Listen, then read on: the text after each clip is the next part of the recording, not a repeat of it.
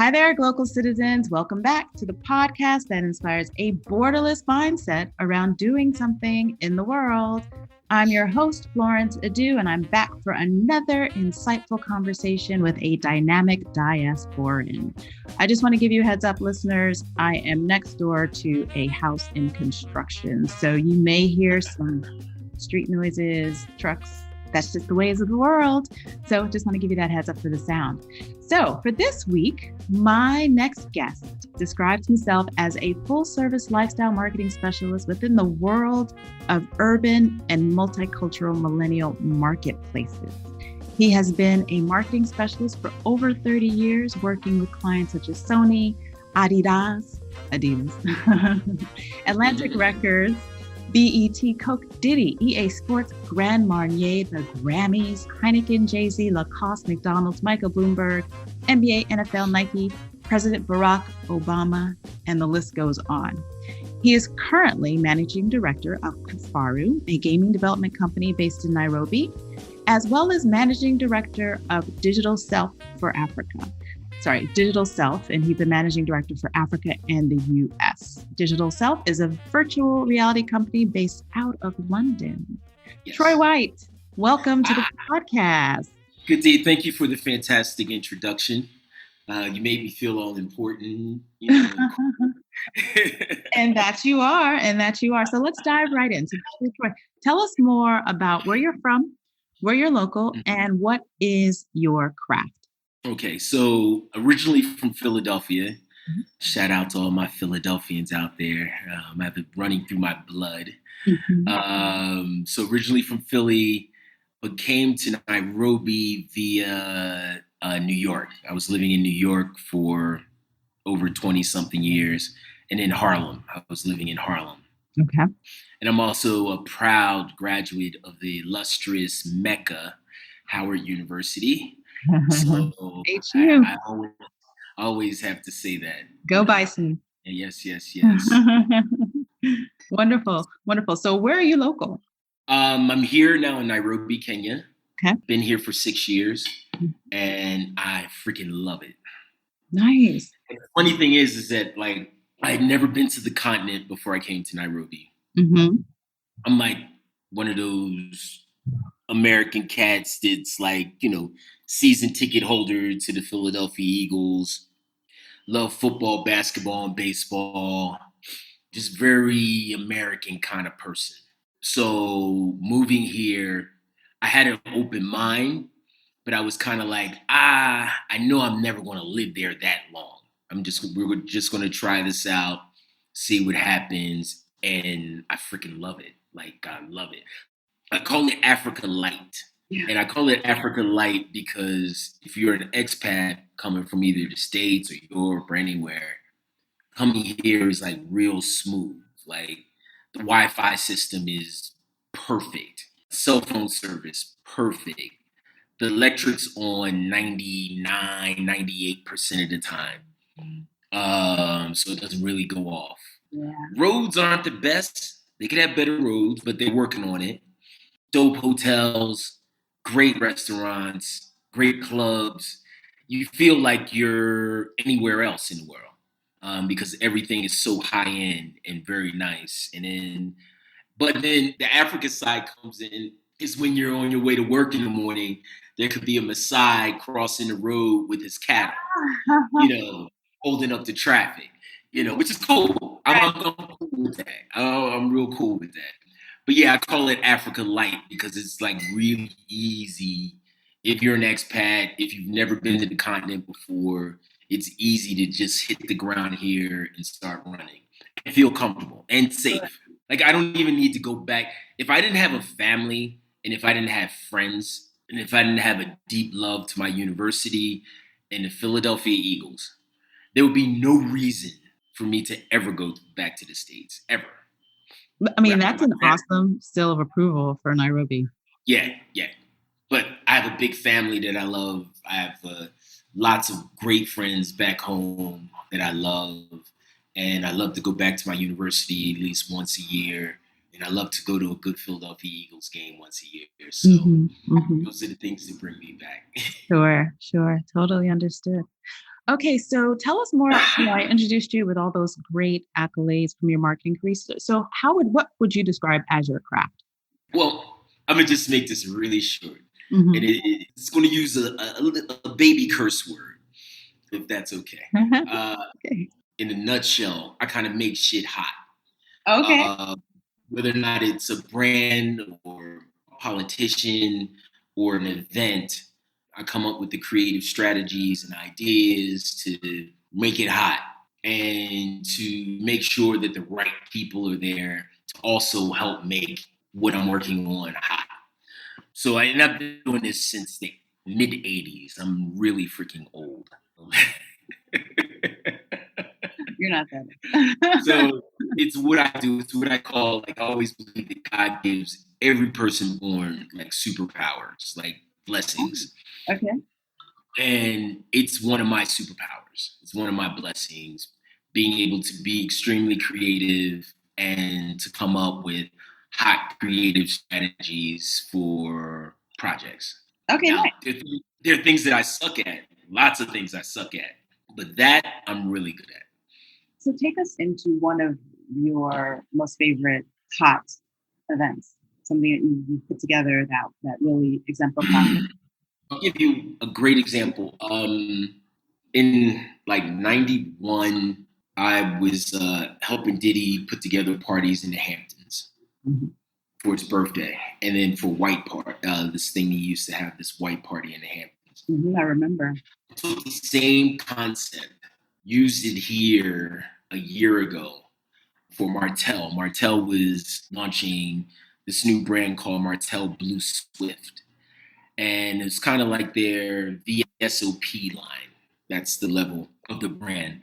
And I did a white T-shirt and jean party, which no one had ever had here, but it's a concept that I had taken from the '90s, and I had it at this unbelievable place, this space, which was actually my office where I lived at. It's this big, beautiful house with a big pool, and it's on 3 acres of land. And it reminded me of the houses in the Hamptons where we had events and parties at. So I just took the same concept, then brought it here, and it ended up being notably, and this is not me saying it, but this is what the people say. It was the best party. It was the best party that anyone had ever thrown in Kenya. Like, it's unbelievable. And I'm really proud of my staff and the Martell people for believing in the concept, the idea, and spending the money that they spent, because it went over extremely well. Like, it trended for over a month. Still, every year around that time, like last year around that time, because of COVID, people were posting from a party that I had a year ago. Oh, wow. Just to kind of remind people of, yo, remember this time last year, this is what we were doing. And it was trending. It was trending top 5 a year later on the anniversary. So it was a good event, really good event. I'm very proud of that. Nice. And so how did you find yourself in this space? So you said you went to Howard and then you found yourself in New York. How did you find yourself in the space of working to elevate the profile of what your clients are trying to put forth to the world? Well, while at Howard, I worked at a radio station called WHBC. And then I worked at another radio station that Howard has called WHUR. So I ended up getting an internship at CBS Records, which eventually 4 years later ended up becoming Sony Music. Okay. But I was the intern for the Mid-Atlantic region. So that was DC, Virginia, Maryland, Philadelphia. And that was my territory, to make sure that all of our records got played at college radio and got favorable press in college newspapers. And if the artist came through town, I would make sure I would set up interviews for them and things like that at college radio and college newspapers. And if they had concerts, I would make sure that the proper DJs were invited so they would get a chance to hear the music, meet the artist, and then go back to campus and tell the world about how dope the particular artist was. So that's how I got in. And then because I did so much marketing when I was in the music business, I was like, gosh, if you can market a record, you can market anything. Like I could just make anything. You could hand me an egg and I'll make it hot, because the most creative people in the world literally came from the music industry, because we were taught to break rules. Like there were no rules. And if there were any outside rules, we were told to even break those rules. Mm-hmm. And if you got locked up, there was always bail.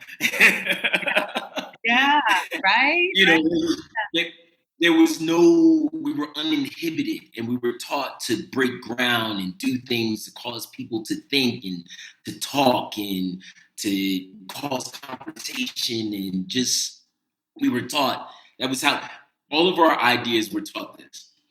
If don't bring any middle of the road ideas, like, because no one notices them.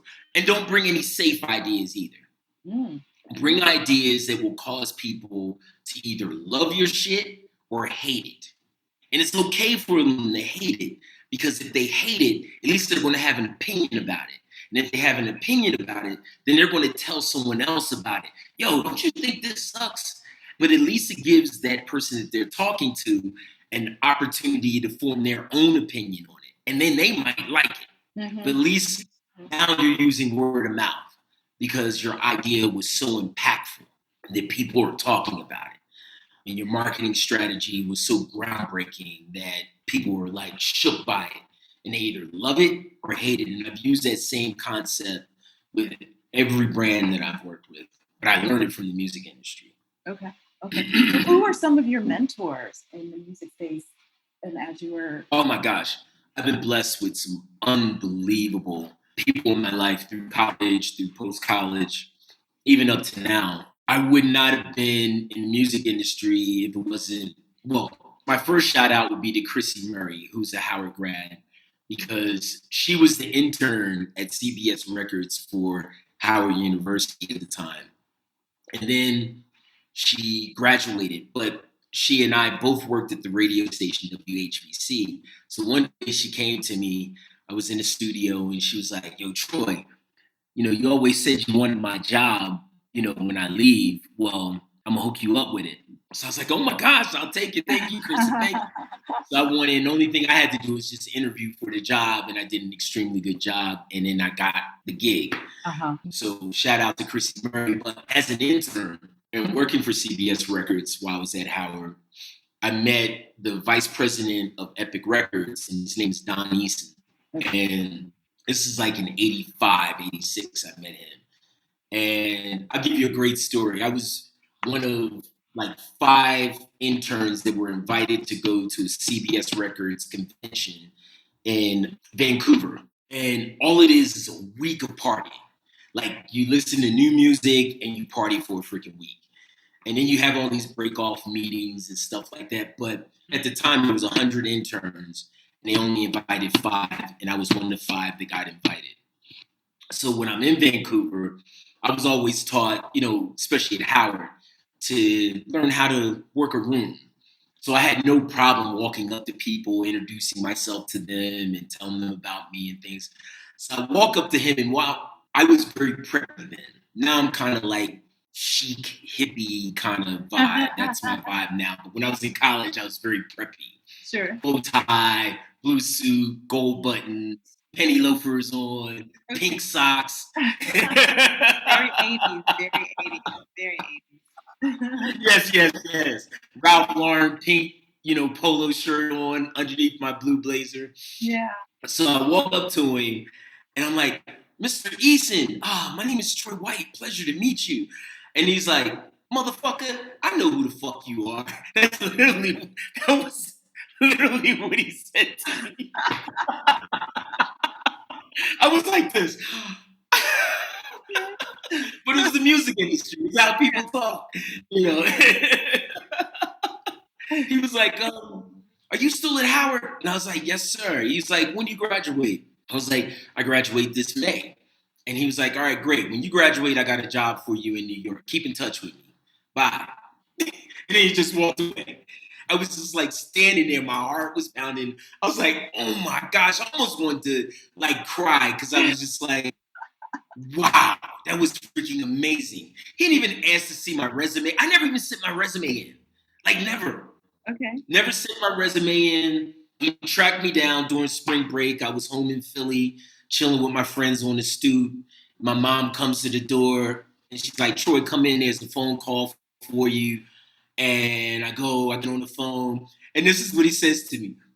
Motherfucker, you still graduating? I was like, yes, sir. He was like, great. I'm going to have a train ticket for you to come to New York on this date. It was literally, I graduated on Sunday of Mother's Day. And then that Monday, I'm working in New York City, making great money, living extremely well, and working for Don Eason as Epic Records secondary marketing manager. Wow. So you've heard of Billboard magazine? Yes. Correct? Yes. Yes. So the charts in Billboard magazine, I'd say they're like 50% real. I'll talk about back then. I don't know how they are now. Okay. But back then, it was 50% real sales and 50% maneuvering. Okay. Okay. I mean, that's good. So my job was literally to coerce the Billboard reporters to report our records favorably. Okay. And I was given all kinds of great things to help coerce these record shop owners to report our records favorably. So I did it extremely well. Then I got a promotion. And at the time, I didn't really want the promotion because I really dug what I was doing. And then I didn't want to move to Cleveland. And it required me to move to Cleveland to be the Midwest regional promotions guy. So Don wanted me to get my feet wet in regards to promotions because that was on the retail side. So he was like, I want you to get some record promotions experience where you're on the streets, you're going into radio stations, and you're coercing them to play your records. Mm-hmm. So I went to Cleveland and never been to Cleveland. I was responsible for Ohio, Michigan, upstate New York, and upstate Pennsylvania. Those were my territories. I did that really well. I'm really good at coercion. They call it sales. You're a creative salesperson, right? Yes, sales. So did that really well. And then Sony purchased CBS Records, and then they wanted to start a rap division, Sony's first rap division for Epic. Okay. So then they asked me to come back to New York to start the department. And then I did that for 5 years. And then my other boss, we were talking about mentors, Don had left. And then there was another guy that came in as vice president of Epic. His name is Hank Caldwell. And he was a big mentor for me after Don left. Mm-hmm. And to this very day, both of those guys I still talk to. Now, mind you, I met Don in 85. I met Hank in like 91. And these guys they're like my fathers. They were at my wedding. They knew my children. Love those cats. If it wasn't for those two dudes, and there were a couple other guys that were underneath of them, like the Eddie Pugh of the world and Larry Davis, Jim Chiato, Jim Caparo. All those guys played special roles in my life. But Don Eason and Hank Caldwell, those two, and they're legends. Like these guys are freaking legends in the music industry. Sure. And I'd probably say you're probably a legend as well in the music industry. Hey, when my younger, don't be shy. My younger Howard friends that are in the music industry, say that, I'm like, what the freak are you talking about? They're like, Troy, you were like a grown ass man when you hired me as an intern and shit. Like, exactly. You have become them for someone else. So kudos to you. I still think I'm in like my late 20s, early 30s. So in my head, That's where I live. So Troy, tell us more about how you came up with the concept and put together your basketball foundation, and what is the name? So the name of it is FAM, FAM, all in caps. It's a really dope logo, and it's short for family. Okay. And the way we came up with the program is that myself and there's this brother named Kevin Ashley, and he's a white dude, but I call him my brother because he's one of the coolest people I've ever met in my life. And he gets invited to the barbecue. Okay. He's that cool. He gets invited before some black folks. Okay. That's how cool he is. Sure. But he created Java. The language. Yes. No, Java, the huge coffee chain. Oh, okay. East Africa. It's like East Africa's Starbucks. Okay. So he's the creator of Java, the founder. Our kids went to school, our sons went to the same school, and he and I became good friends, as parents, and both of our kids love playing basketball. So we didn't particularly like the program at our school, so we decided to start our own program. We're coaching young kids. I think our kids were my son was 12, his son was 11 or 10. So we created our own program where we're teaching these private school kids how to play basketball. And then we'll go into the hoods and into the slums and take these kids and play against some of the slum teams. So one of the coaches on one of the teams that we were playing against, his name is Chester. We really admired and respected his program. So we were like, yo, why don't we take both programs, bring them together so these kids can learn from each other, and we form one team. So we got a bunch of rich kids and kids from the slums and make them all realize that they're all on the same level. It's just that somebody's daddy or mama is making more money. That's it. That's the only thing that makes them different.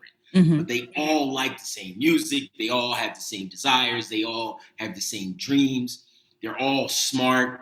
And it was really, really good. So his son, one day we were in a car and I was like, yo, we need a dope ass name for this team. And his son was like, Coach, you always call us a family. Why don't we just call it FAM? And I was like, oh, yes, that is it. And I'm a marketer, so I'm a real stickler for names. Yes. Brands. And he hit it right out the park with FAM. I was like, wow, that's dope. Yeah.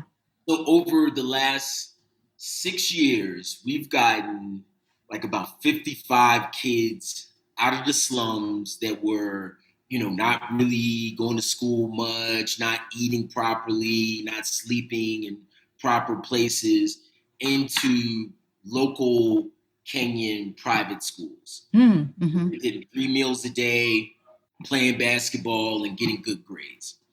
We've gotten 6 kids in the States for high school that are in high school now, private high schools in the States.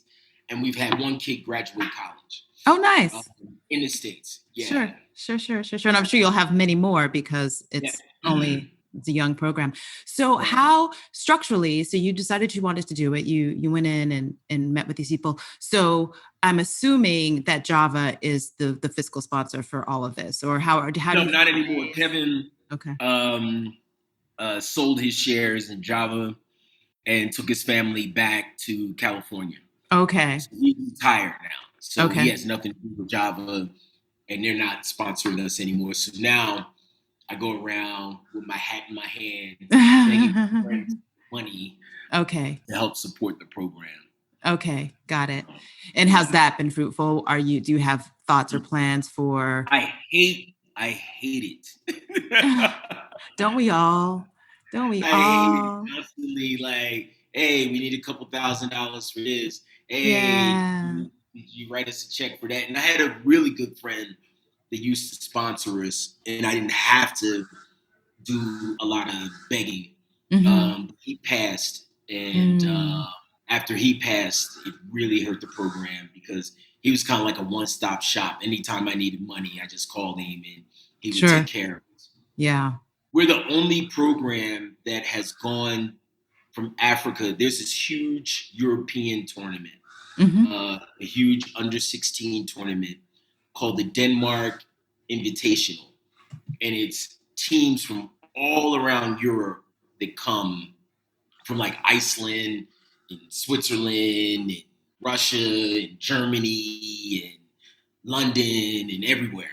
And they bring their best players from those countries. And we've been to the tournament 4 times over the past 6 years. The first time we went, we lost 8 games and we won 0. And we were getting our butts handed to us. Like we were losing by more than 100 points a game. Oh, wow. So it would be like 120 to like 20 or 130 to like 15. Like they were like, the teams were lining up. Yo, we can't wait to play the Africans. Like, so one of the funniest stories is, you know, I'm a real motivational kind of fiery coach. So at the end of the program, at the end of the first tournament, I was like, guys, there's this saying, like, you never take a knife to a gunfight. I think we brought a knife to a gunfight. And the smallest player we have says to me, he's like, Coach, I think we just brought rocks. That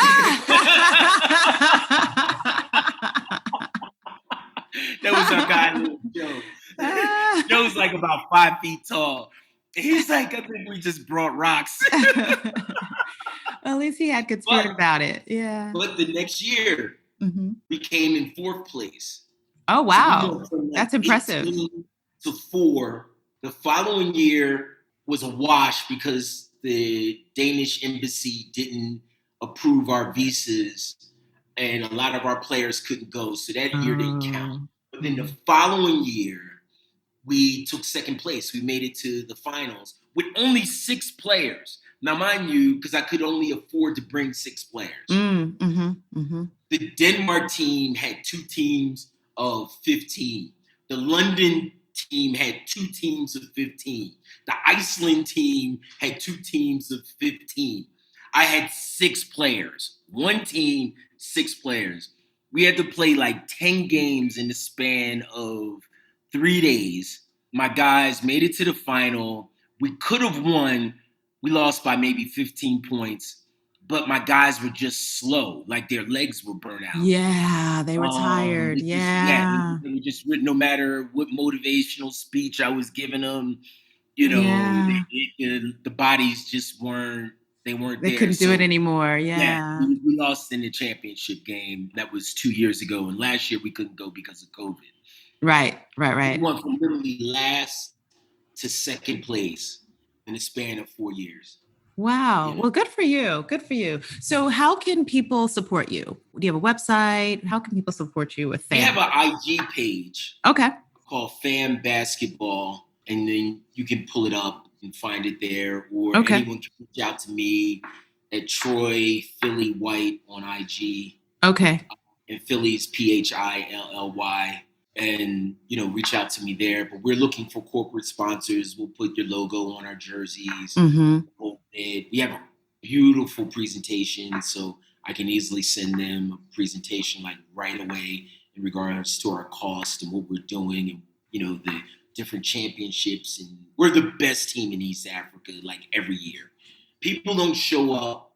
If there's a tournament and teams hear that FAM is going to be there, a lot of times they won't even show up. Like, oh, wow. Okay. We literally made our brand because we have like really nice, like hot jerseys. So, and I'm big in branding. So, because I want my kids when they're walking through the hood to feel, I want them to feel good, and I want people to notice them. And the kids on our teams are almost like superstars in their neighborhoods. Okay. You know, and that helps bring in the younger kids because they want to be like these guys. They want to be part of the FAM team. And I bring like this kind of American kind of rah-rah, like glitz and glamour. Like I have my guys slamming and doing 360s and all kinds of crazy stuff, doing warm-ups. Because that excites the crowd. It excites the kids. And it intimidates the other team.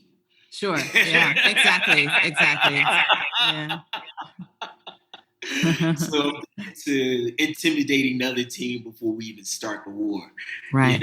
But we've been blessed to have unbelievable coaches and unbelievable players. So let me ask you, why the where? How did you come to be living, working, and playing where you live? Well, my ex-wife got this unbelievable opportunity to be a CEO of a very large advertising agency here. And we were living in New York at the time, and we were like, yo, that would be hot. Like, our kids will get a chance to go to school in Africa. Like, how cool is that? Yeah. And they were in private school in New York, and we were like, let's do this. And we didn't know anyone in Kenya. No one. But both of us are very kind of like, let's do it kind of people. Yeah. So that's how we ended up in Nairobi. It was actually her job. And then once I got here, I was like, you could send me to Alaska or anywhere, and I'll be able to hustle and be able to make things happen. And I've been blessed to be able to do some really cool things while I'm here so far. Yeah. So what was that journey like? How did you land, you have great musical background. How did you find your way? Like, what are some of the key things that you would, share with other folks who are looking to move abroad without having a base or some kind of your wife's relocation facilitated a softest landing. But for you to find yourself succeeding and thriving, what was that road like? It was first God. Like, he just opened everywhere we went, like, just opened up doors. 1, 2, I mentioned to you earlier, like, at Howard, you were taught to learn how to work a room. Mm-hmm. And learn how to work people and introduce yourself and be confident when you are. So I was able to meet lots of people because it's in me to be social. It's in me to network. And I was able to talk to people, and then those people say, oh my gosh, I think you need to talk to so-and-so. I think they might have a position. And that's actually how my first job here happened. I was at a dinner party talking to someone and told them what I do. And they were like, oh my gosh, there's this company called EXP. That's a guerrilla marketing advertising agency. They're based out of Joburg, but they have an office here in Nairobi. I know the CEO. I want to call her, tell her about you. She did that. We met. She introduced me to the managing director here at EXP. We had an interview, and then that was my first job. And I worked at EXP for 2 years before I went to Temple. And then after Temple, and for those who don't, I'm saying Temple like everybody in the world knows what Temple is. Sure. Temple, I was the MD for East Africa. And Temple was Africa's first agency for artists and entertainment, kind of similar to a CAA or William Morris type of agency. They were trying to create structure within entertainment and opportunities for artists and actors and painters and chefs and things of that nature. Mm-hmm. So I was the MD for East Africa. And that happened strictly through networking. And then I left Temple to work with Digital Self, which is my current job now, which is MD, Managing Director for Digital Self for Africa and for America. Thanks for joining us for part 1 of my conversation with Troy White. I hope you join us next week for part 2 of the conversation, where he tells us more about his work with Digital Self and his experience working with President Barack Obama. As always, you can catch us with new episodes on Tuesdays, anywhere you find your podcasts, and at www.localcitizenspod.com. Please, if you are listening and sharing, take a moment and give us a review or rate the podcast. It helps others find us who are looking for this kind of content, who are looking to understand more about business and working across the globe. If you have recommendations for any guests, people that I might like to talk to, please do so either directly through our website or in comments. So until next time, bye for now.